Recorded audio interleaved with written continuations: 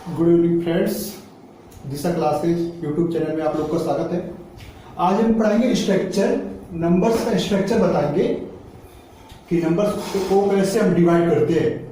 तो हम देखते हैं, हमने नंबर्स को टू पार्ट में डिवाइड किया है। पहला रियल नंबर यानी वास्तविक संख्या है और दूसरा काल्पनिक नंबर यानी इमेजिनरी नंबर। तो काल्पनिक संख्याएं को यहाँ हो जाता है, बचा आपका रियल नंबर। तो रियल नंबर देखिए, इसका डिफिनेशन क्या है, जो परिमेय व अपरिमेय दोनों है, यानी ऐसी संख्या जो परिमेय भी हो और अपरिमेय भी हो, उसको हम रियल नंबर यानी वास्तविक संख्या कहते हैं। फॉर एग्जांपल 6, 3√5, पाई, 2/3, -5/2। अब हम रियल नंबर को टू पार्ट में डिवाइड करते हैं। फर्स्ट अपरिमेय संख्या और सेकंड परिमेय संख्या। अपरिमेय संख्या और परिमेय संख्या में टू पार्ट में डिवाइड करते हैं। पहले देखते हैं अपरिमेय संख्या क्या होता है। जैसे √2, √3, पाई, -5। अपरिमेय संख्या का डिफिनीशन क्या होता है, ऐसी संख्या जो p/q के रूप में नहीं लिखी जा सकती है, वो अपरिमेय संख्या कहती है। एग्जाम्पल आपके सामने है, √2, √3, पाई, -√5। अपरिमेय की संख्या क्या होता है, ऐसी संख्या है जो p/q के रूप में लिखी जा सके तथा q ≠ 0 हो, वो परिमेय संख्या कहलाती है। यहाँ पर आपके सामने एग्जाम्पल है, सभी प्रकार के जो पूर्णांक होते हैं उनको भी हम परिमेय संख्या लिख सकते हैं, क्योंकि 5/1 लिख सकते हैं, 7/1 लिख सकते हैं, यानी जो पूर्णांक हो वो भी परिमेय संख्या होता है। और पाई का जो वैल्यू है 22/7, ये भी परिमेय संख्या होता है। 7/9 ये भी परिमेय संख्या है। और पाई क्या है, यह एक अपरिमेय संख्या है। अब देखिए, अपरिमेय संख्या का काम हो गया खत्म। अब आपका बचता है परिमेय संख्या। परिमेय संख्या को हम डिवाइड करते हैं टू पार्ट में। पहला इंटीजर यानी पूर्णांक और दूसरा फ्रैक्शन यानी भिन्न। देखिए फ्रैक्शन भिन्न देखिए लिखे हैं एग्जांपल में 1/2, 2/3, 4/5। फ्रैक्शन का भी कई पार्ट है, टू पार्ट में हम डिवाइड कर सकते हैं। एक साधारण भिन्न और एक दशमलव भिन्न। तो इसका हम अगला वीडियो, नेक्स्ट वीडियो बनाएंगे तो फ्रैक्शन का बनाएंगे। और साधारण भिन्न में कई भिन्न होता है, जैसे सम भिन्न, विषम भिन्न, उचित भिन्न, अनुचित भिन्न, मिश्रित भिन्न, व्युत्क्रम भिन्न। और दशमलव भिन्न को भी कई पार्ट में डिवाइड कर सकते हैं, जैसे उचित दशमलव भिन्न, शुद्ध पुनरावृत्त दशमलव भिन्न, मिश्रित दशमलव भिन्न। तो ये अलग पार्ट में इसका वीडियो बनाएंगे। अब देखते हैं पूर्णांक किसे कहते हैं। तो पूर्णांक आपका ये 0 से लेके इंफिनिटी तक ये है आपका बोला जाएगा प्राकृतिक संख्याएं। और जब 0 को जोड़ दिया जाएगा तो हो जाएगा पूर्ण संख्याएं। तो पूर्णांक का जो डिफिनेशन है इंटीजर का, यानी पूर्ण संख्याओं के साथ अगर निगेटिव संख्याओं को भी जोड़ लिया जाए तो हमें पूर्णांक प्राप्त होता है। और इसका डिफिनेशन हो गया, वो -इन्फिनिटी से +इन्फिनिटी तक पूर्णांक होता है। और पूर्णांक को डिवाइड हम करेंगे तो इसको डिवाइड करेंगे 3 पार्ट में।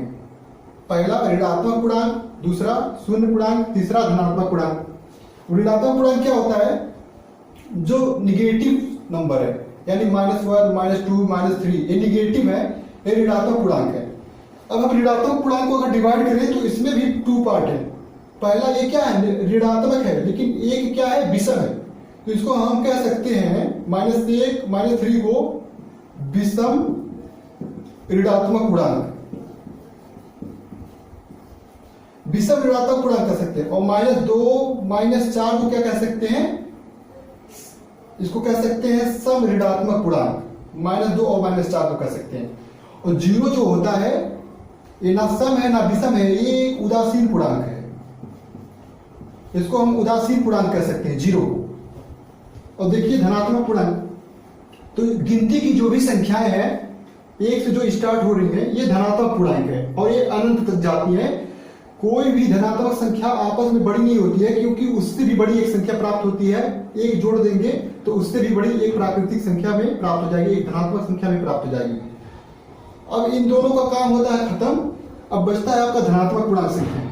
अब धनात्मक को हम डिवाइड करेंगे फर्स्ट में, वो है प्राकृतिक संख्याएं, यानी जो धनात्मक संख्या होती हैं वही प्राकृतिक संख्या भी होती हैं। देखिए दोनों का एग्जाम्पल सेम है, 1, 2, 3, 4। Plus dot dot dot infinitive तक, यानी जो धनात्मक संख्याएं आपकी हैं वही प्राकृतिक संख्या भी है।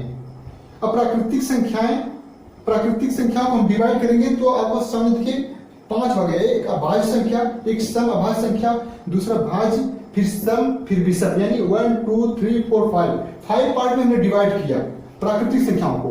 गिनती की सभी संख्याएं प्राकृतिक संख्याएं कहलाती हैं। एक सबसे छोटी प्राकृतिक संख्या होती है, कोई भी प्राकृतिक संख्या आपस में बड़ी नहीं होती है, उसमें एक जोड़ देंगे तो उससे भी बड़ी प्राकृतिक संख्या को प्राप्त हो जाएगी। अब देखते हैं अभाज्य संख्या। अभाज्य संख्या का डिफिनीशन क्या है? जिसके केवल सिर्फ और सिर्फ केवल 2 फैक्टर्स हो उन्हें अभाज्य संख्या कहते हैं। जैसे 2 है तो 2 को हम डिवाइड करेंगे तो 1 और 2 में इक्वल डिवाइड होगा, 5 को डिवाइड करेंगे तो 1 और 5, 7 को डिवाइड करेंगे तो 1 और 7, यानी केवल 2 फैक्टर मिल रहे हैं, इसलिए ये क्या है? अभाज्य संख्या है। और उसमें एक भी सम्मिलित होता है और वह दूसरी संख्या स्वयं होती है। तो तीसरा देखते हैं भाज्य संख्या। भाज्य संख्या किसे कहते हैं?